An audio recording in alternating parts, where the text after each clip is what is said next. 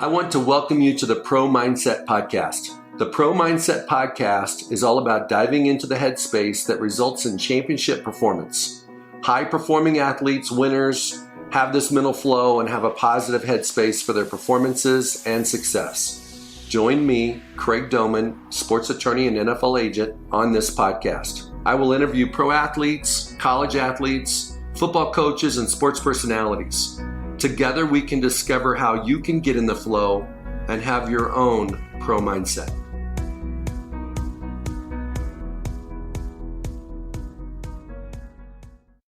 Hey, I want to welcome today a special guest, Luke Rhodes, long snapper, Indianapolis Colts.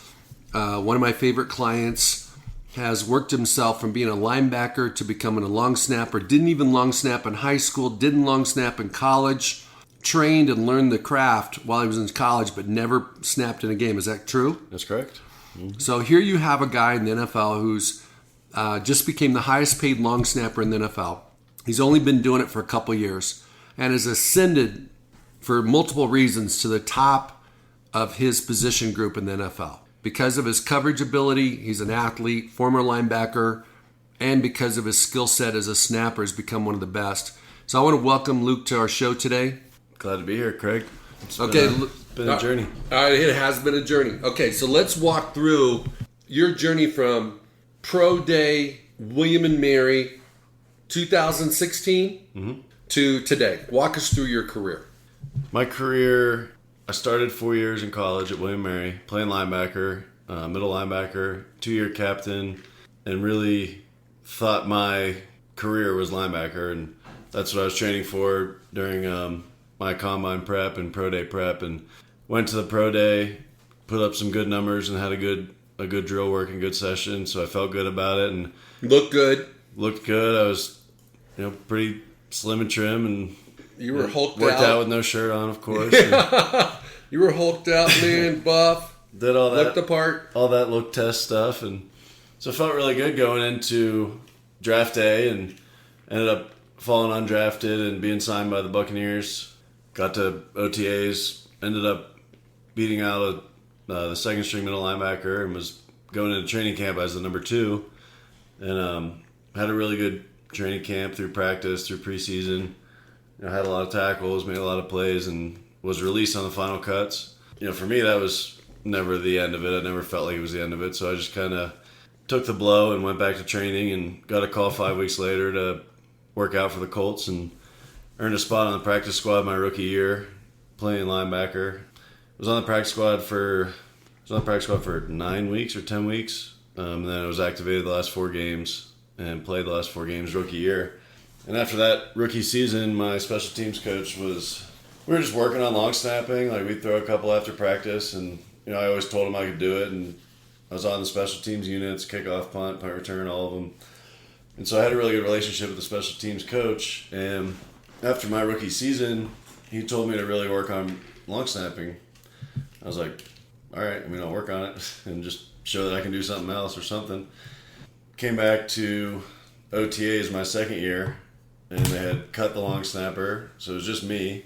And I was doing all the long snapping through OTAs, and then came back for training camp my second year, and they had brought in a rookie long snapper, and then there was me who was doing some long snapping and playing linebacker at the same time, and on punt team, kickoff, and all the special teams, and really felt like I could make the squad on special teams and be a backup linebacker, and was happy with what I was doing and that stuff. And then really kind of started to get in a rhythm long snapping too. And halfway through training camp, I went to our special teams coach, Tom, and I was like, hey, if you really want me to do this, I can't continue to do both because I'm not getting enough practice at long snapping and doing all that. And he was like, all right, we want you to do this. So started doing less and less linebacker stuff and more snapping. And then after the 3rd preseason game, they traded the other long snapper and named me the starter. And I was like, holy shit, here we go.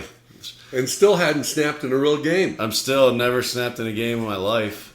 Going into that season, I was talking to the GM before the first game and stuff. And I was like, in my head, I'm like, are you sure? Are you crazy? What am I doing? And he really reassured me and instilled confidence in me. He's like, look, we understand what we're doing. there might be bumps and bruises here and there in this first season or two, and we're going to weather them, we're going to learn, but you're a good enough athlete, you'll figure this out, you'll work hard. And I was able to put together a pretty decent first season snapping, and then came back and had a really good season last year. So I'm feeling really good where I'm at with snapping, and got a long snapper coach to really refine what I was doing and staying athletic enough to be one of the most athletic in the league. You're probably the most athletic cover guy in the league. I'm sure there may be a couple guys out there that would like to argue that, but I think it's very likely that in the near future you're going to have an opportunity to play in the Pro Bowl. I know it's a little bit political, but if long you keep, snappers for sure. It is. So if you do your thing, though, I think it might be kind of cool at some point in time to have an opportunity to play in the Pro Bowl. Definitely. I mean, I just keep doing what I'm doing and give them no other choice. Absolutely. That's all I can do. No doubt. Let's talk about the NFL experience in terms of, we start out in OTAs with 90 guys. We go to training camp with 90 guys. Now, those 90 guys may not be the same because there's guys being changed all the time, guys cleaning out their locker, grabbing a trash bag and walking out the door, and new dudes coming in. And then you got this, now we have one cut, final cut in training camp, and we go all the way from 90 to 53, which is absolutely freaking crazy. Used to go to 75, now it goes 53. That's 37 dudes. Goodness gracious, that's over 40% of the team is cut in like a couple day period. Yeah.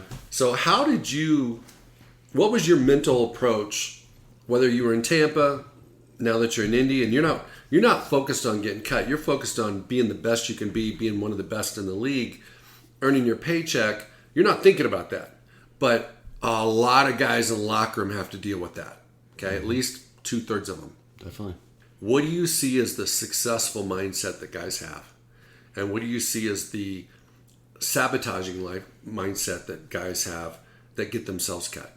Yeah, going back to Tampa, that was the last year we had 2 cuts. So there's cut to 75, then cut to 53. The first round of cuts was coming around, and I was still feeling good. I was still feeling confident. I was number 2 backer. I was leading the team in tackles, so I never had a feeling of, oh, this is going to be the day that I leave, and survived that round of cuts and played another. I guess there was only one game after that. Mm-hmm. Played the last game and had another 10 or 12 tackles and stuff, and was out apartment shopping when they called me and said, hey, we're going to let you go. And to me, I was like, I literally said, really? Because I always felt like that whole training camp was like put together really well. I did my job and knew my assignments and really felt good about what I was doing.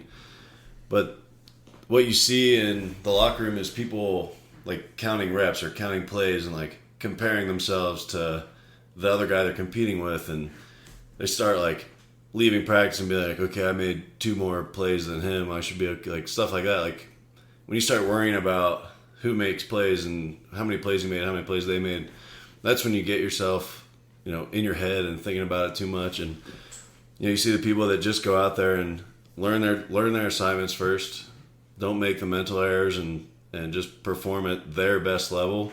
Those are the guys that you see having success, and not the ones that are worried about, oh shoot, like he made a good play, like I need to make a good play kind of thing. They're just staying in their own lane and running their own race, and those guys are the ones that usually find success. 100% agree with you, Luke. I think one of the things that I've seen over the years is that when guys start counting reps, it's like they're playing not to get cut. Exactly. And they're hyper analyzing everything.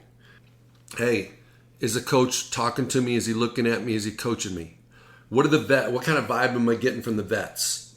Where am I on the depth chart, and how many reps am I getting? And does the special teams coach pay attention to me? Because he has a big say, and he's a tiebreaker for a lot of players. Big time. Okay?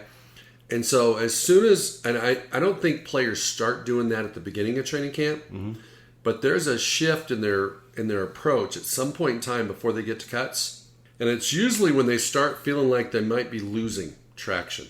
And candidly, almost all those guys get cut. Almost all of them. And then there's some guys that get cut that didn't see it coming because they thought they were making it. They weren't focused on getting cut. They were focused on making plays. Definitely. So, but I can guarantee you there's hardly anybody that makes a 53. Almost no one that was counting the reps that makes it. Yeah, and I wanted to start from OTAs and make plays and build a foundation of my knowledge of the scheme and all of that stuff, so that by the time we got to the mandatory mini camp and then got into training camp, I felt like I had a step ahead. I could start day one and make plays because I knew what I was doing and not worried about, I'm only getting 5 reps today, I got to make every single one count. Like, you just go in and every rep you get, you just take advantage of it and know what you're doing. And those guys are not worried about anything other than just playing the game. And by the end of cuts, they've made enough plays and done their job enough times that they're not worried about it. We're going to bounce around a little bit. What was the signature play for you when you knew you had what it took? You knew beyond a shadow of a doubt you were the dude. Was that in the preseason? That your first year as a snapper? Was it in a regular season game? Was it week 1? Or was it sometime down the road? Kind of a series of plays, actually, because I was playing guard on punt while the other snapper was snapping, and then Tom would be like, hey, you're snapping this one. And I remember we were playing Detroit in the preseason, and I was playing guard. It was probably the second or third punt of the game. And we snapped it. I ran down. I made the tackle. The very next punt, coach was like, all right, you're snapping. So I snapped it, did my job, ran down, and made the tackle again. And that's when I was like, well, I can do it from both positions. Like, just snapping the ball isn't holding me back from making tackles. And if I learn how to snap, I can put it together and really make a career out of it. And that was kind of not really a turning point, because I just always have felt like whatever situation I was in, I could find a way to make it work. But it was really like all right, I can definitely do this, and really I can make plays from here and influence the game from the snapper position. So you happen to play with Adam Vinatieri. Mm-hmm. Okay. And he's going to be a first ballot Hall of Famer. For sure. He's made a ton of money, made a ton of kicks, and has got at least 3 Super Bowl rings, if not more. He's got 4 Super Bowl rings. 3 with New England and 1. Holy smokes. Okay. So what have you learned from a guy like that? Just starting with how he takes care of himself. And no matter what position you're playing, to play, this will be 24 seasons or something. Unbelievable. Like, you got to figure it out, what you need and your body needs. And then just like mentally staying focused every season to be your best. And he comes to every training camp dialed in and ready to go.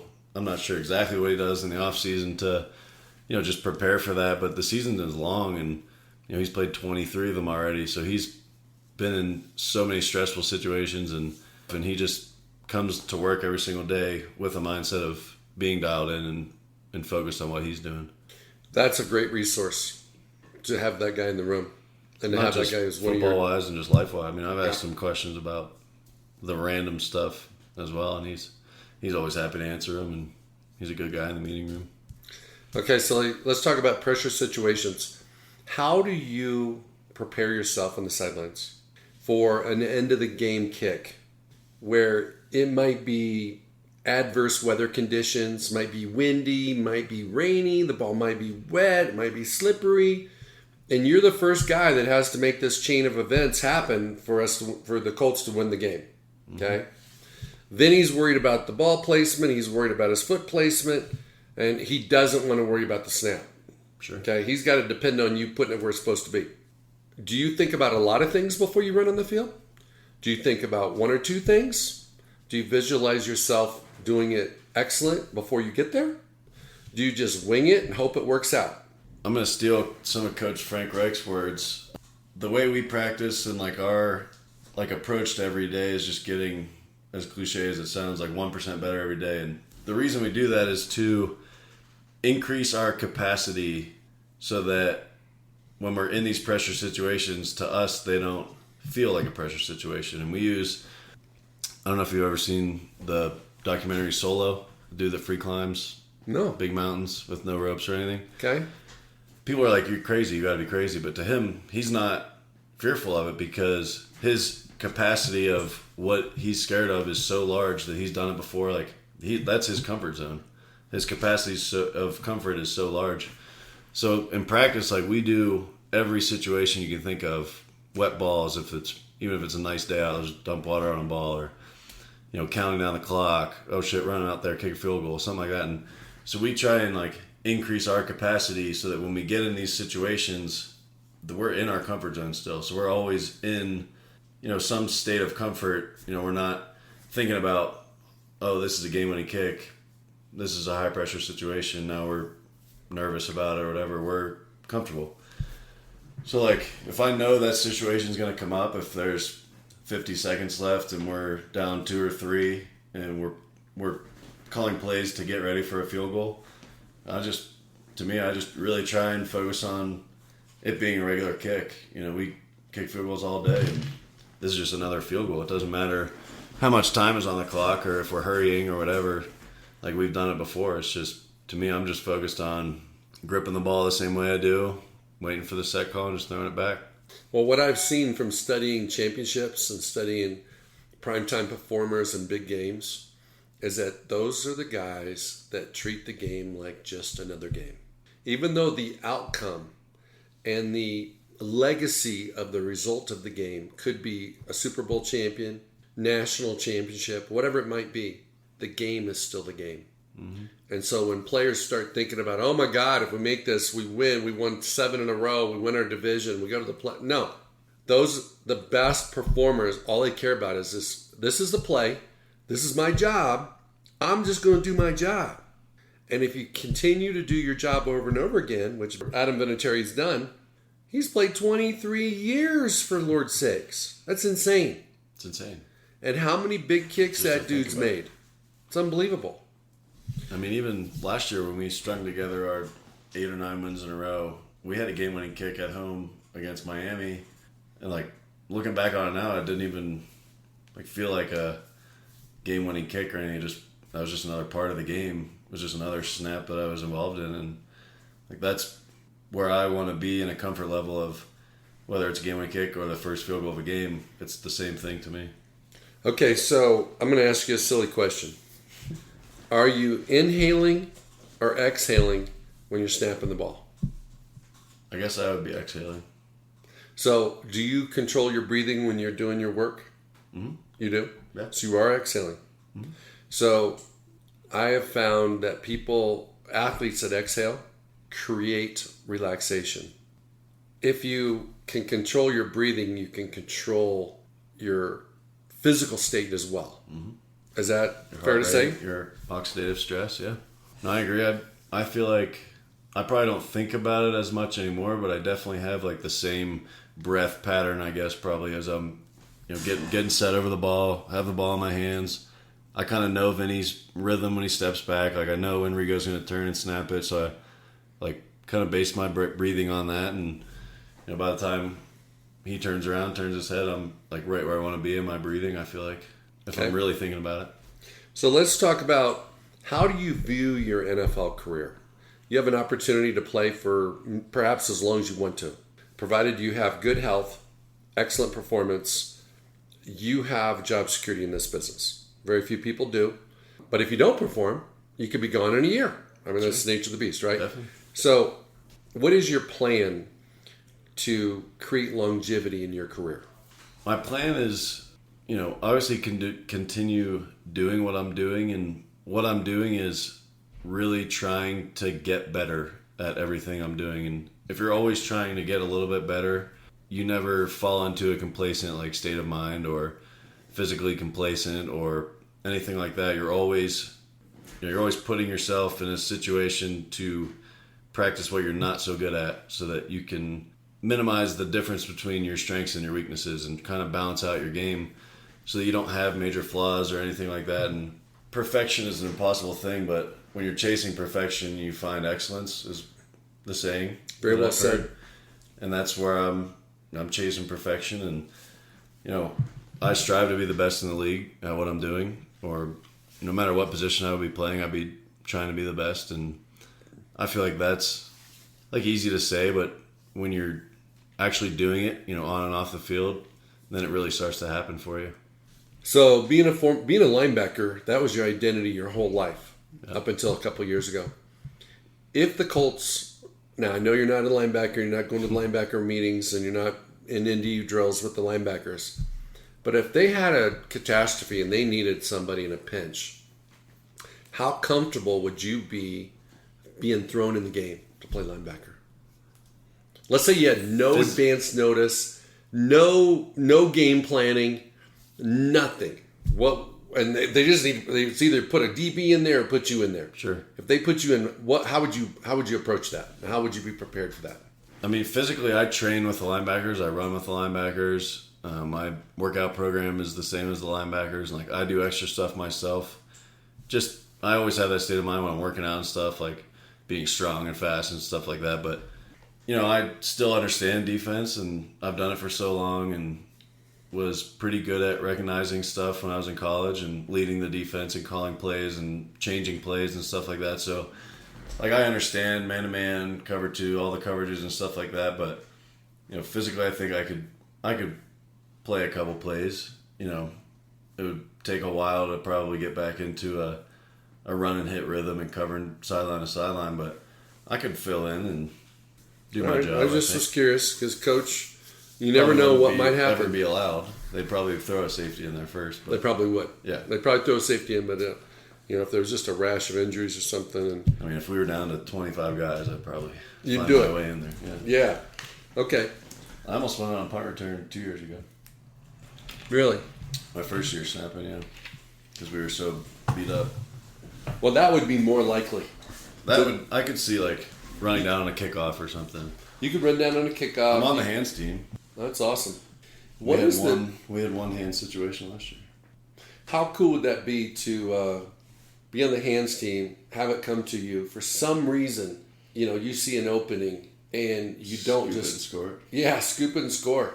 I wouldn't even know what to do when I crossed the goal line.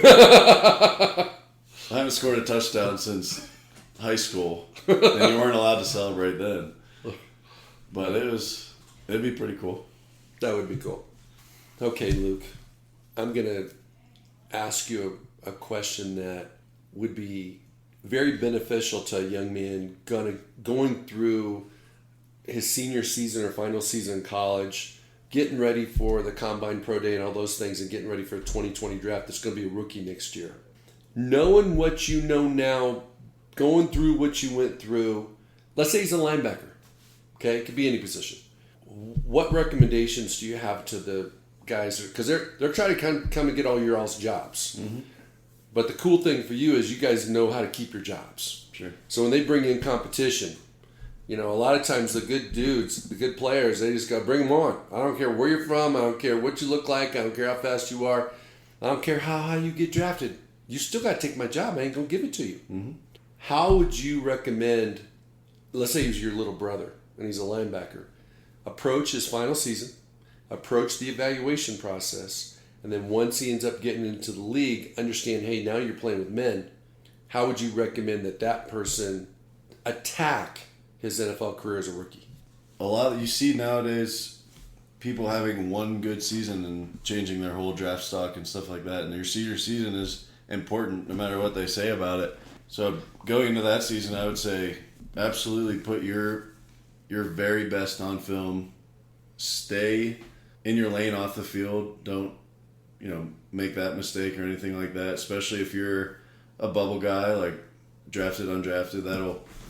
That would ruin everything. And then going into the training process, it's you have to do every single thing that you can to get an advantage some way, somehow, and then continue to do more. It's like when I was training, we were working out twice a day and doing all that stuff, and then sometimes I would go work out on my own. I've always felt like I had to do extra stuff, like even coming out of high school and stuff, I was always doing extra stuff just to gain that little bit of advantage. And I would tell them to, as soon as they get their playbook, get in it and get ahead, even though you only learn maybe 10 plays a day, just learn it all at once and just try and get ahead in that, and so that when you get a shot, you can answer questions in the meeting room or be noticed, on the field because you know what you're doing and you can tell someone else to what they need to do or something like that. You can help out, and you really just have to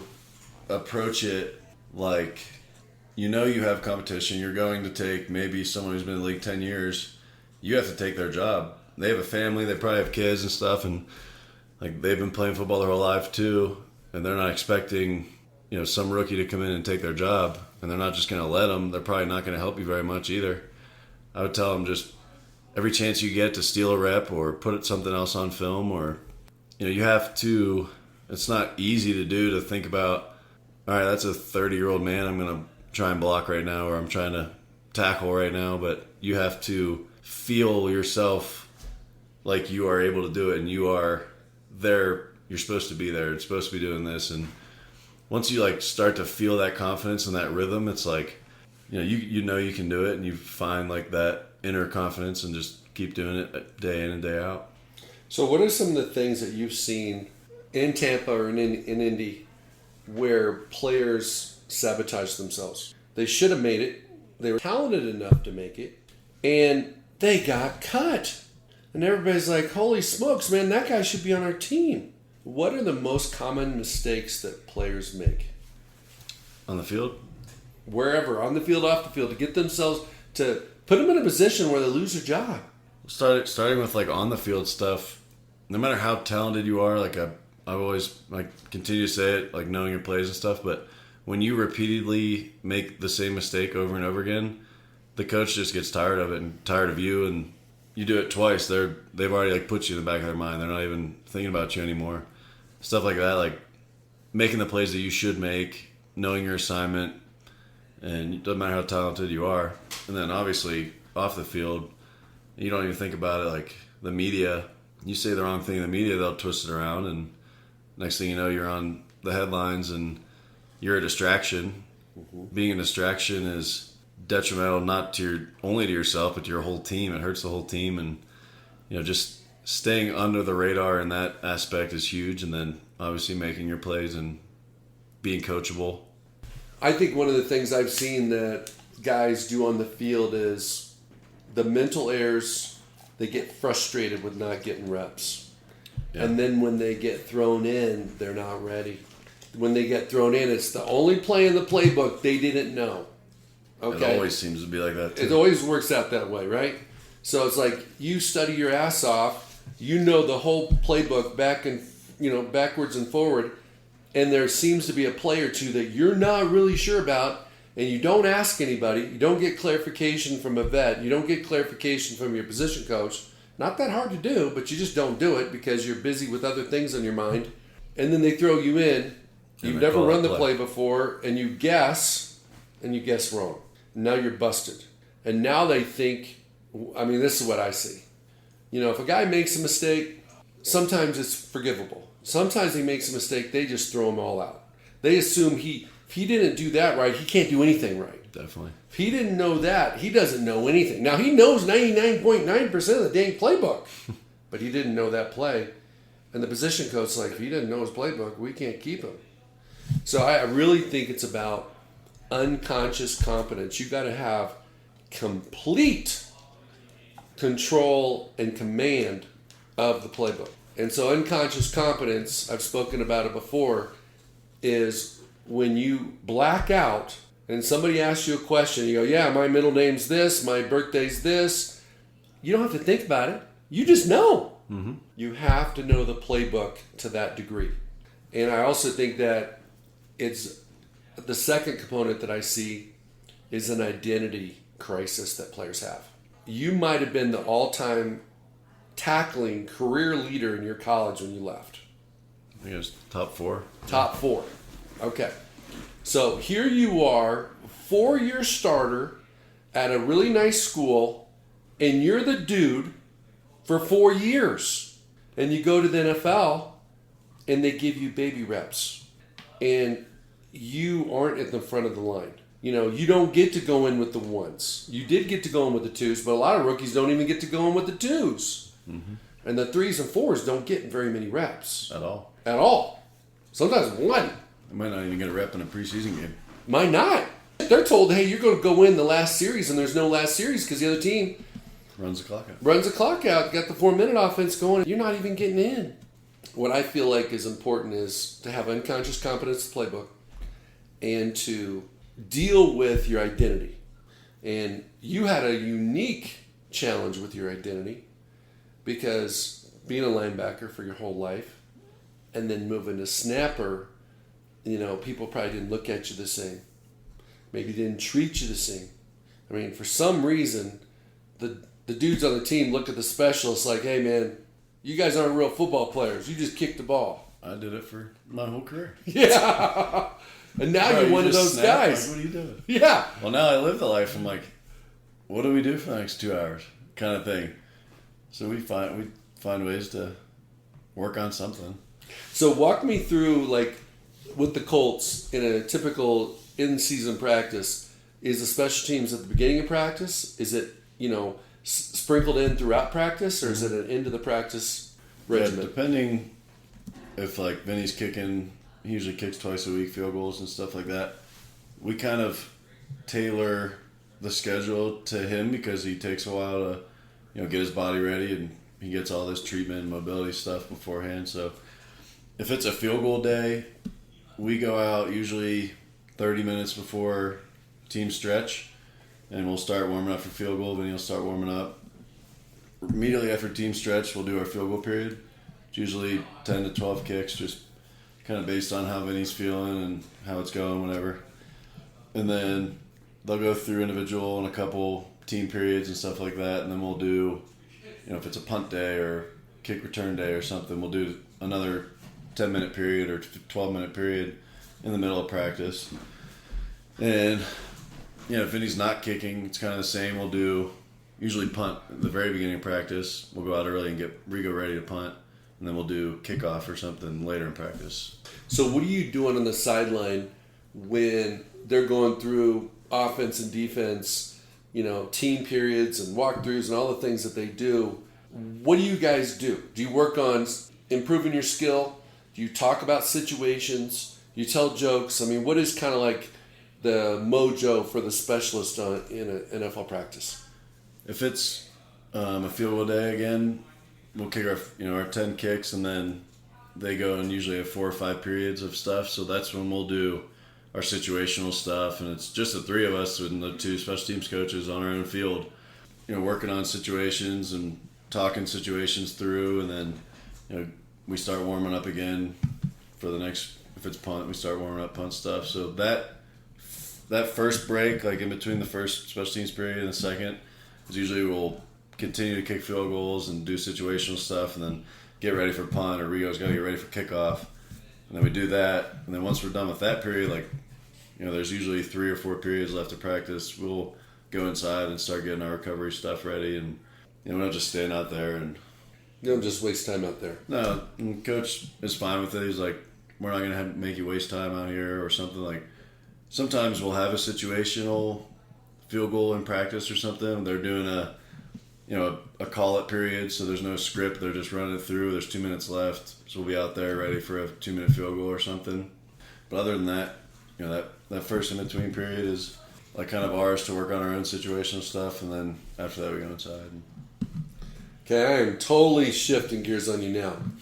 It wasn't too long ago I was in Punta Cana for a destination wedding. Yeah. Okay, and you were the groom. I was. Okay, and you have a beautiful wife, Hannah, and at the reception, these 2 people came out and did this dance routine, okay?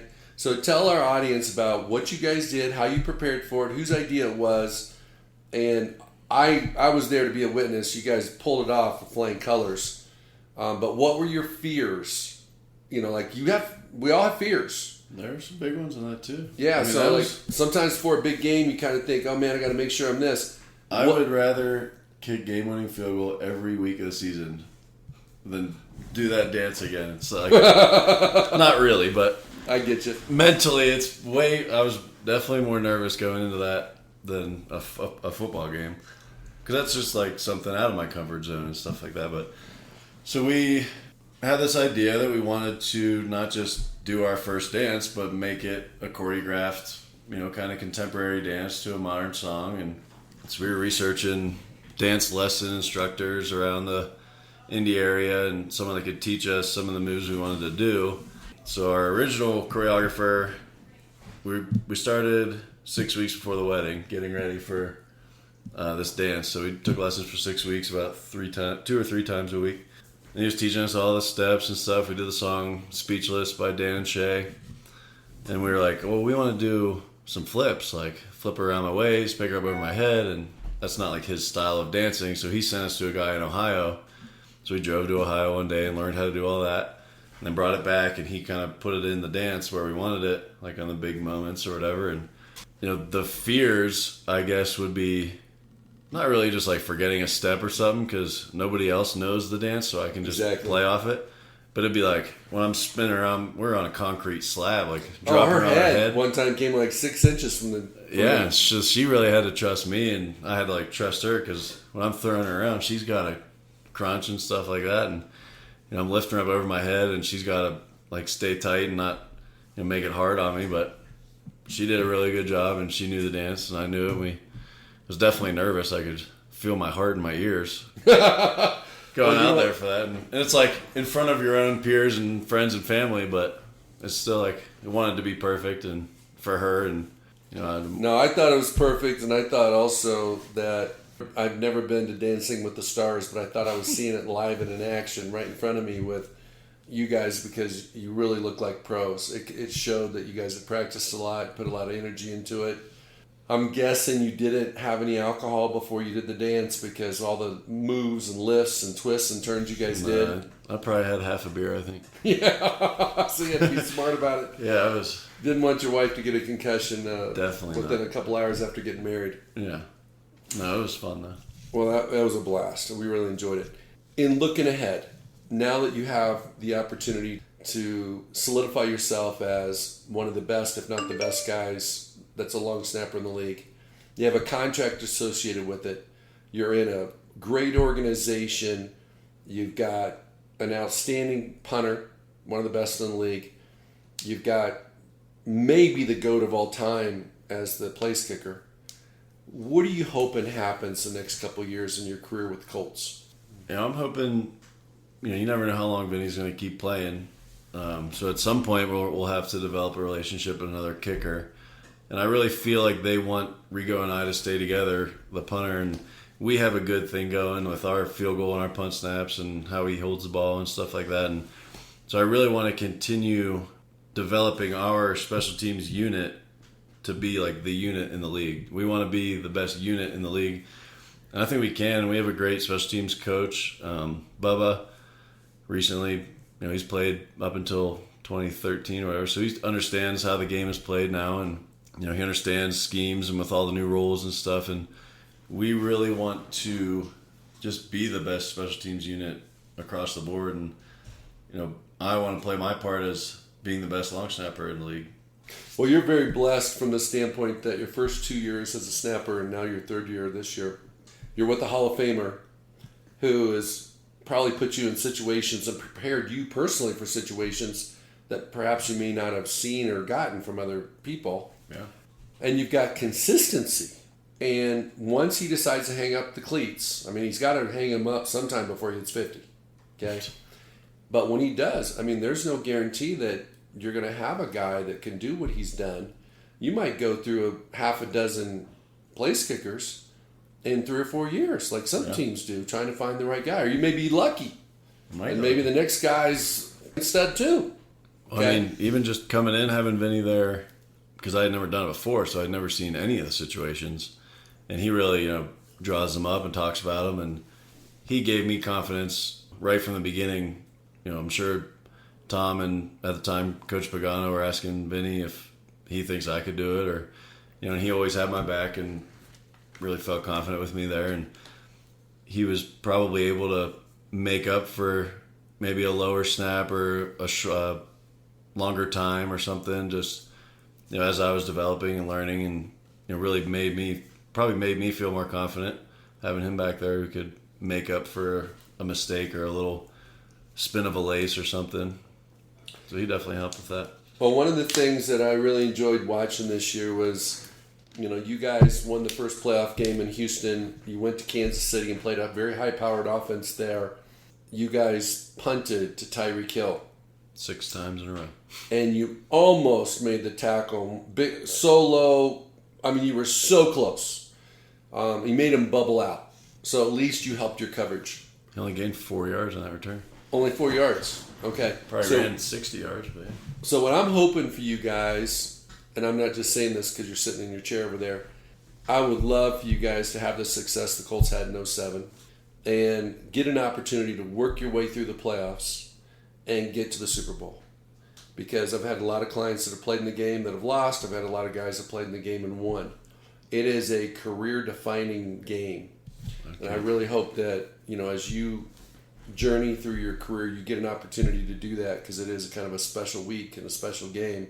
It's just a game, but the results of it are very special. And I also think that I'm really looking forward to 3 or 4 years from now, and you're going to get an opportunity to go get another bite of the apple, because we're going to have a new CBA. Mm-hmm. You're going to be solidified in 3 years. Now you'll have 5 years under your belt as a snapper. And because of how you take care of your body during the off season, all the time, but especially in the off season, yep, you have an opportunity at 30 to be more athletic than most of the guys at 24. Sure. And so as you gain experience, as you take care of your body, as you build a very strong track record, you're going to be doing this multiple times. And I think your biggest challenge is just going to be identifying bigger dreams and bigger goals and new ways to stay fit, new ways to stay excited. Because as you work through your journey in the league, man, when guys hit 30 and you can't relate to half the guys in the locker because they're all in 25, and now you and Hannah have a kid or two, you know that's what Adam's had to deal with. That's what Sure. Vinny's been dealing with. Definitely. He's figured it out. I mean, you don't play at 46 with guys that could be your kids. I know it. It's true. Right? So, I just want to wish you the best. I want to thank you for being on our podcast. I want to thank you for coming out for our camp. Anytime. I love being here. Appreciate it. Thank you for listening to this episode of Pro Mindset. If you enjoyed this podcast, please subscribe, rate, and review this podcast. 5 stars, of course. You can follow us on our website, ProMindsetPodcast.com, or on Instagram, Twitter, and Facebook at Pro Mindset Podcast. Thank you so much for listening. We'll see you the next time.